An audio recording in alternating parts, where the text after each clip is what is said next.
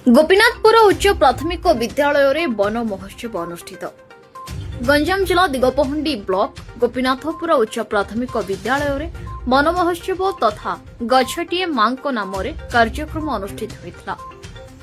उक्त कार्यक्रम में प्रत्येक छात्र छात्री को निज मां पई गछटिए लगाई गछर जत्न नेबा किपरि सेही संबंधी आलोचना करथिले।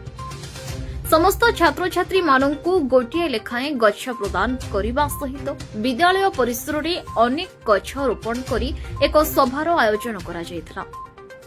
एही सभाटी को भारप्राप्त प्रधान शिक्षक सीमंचल साहू संयोजना करथिले।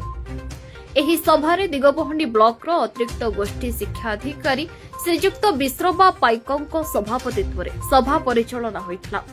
एथिरे अतिरिक्त गोष्ठी शिक्षाधिकारी रस्तान घड़ई मुख्य वक्ता भाव में जोग देथिला बेले मुख्य अतिथि भाव में नुआपड़ा वनखंड अधिकारी जोग देथिले।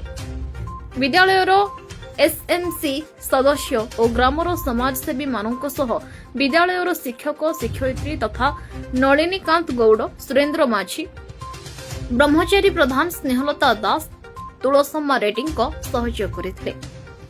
ब्यूरो रिपोर्ट खबर उपरे नजर।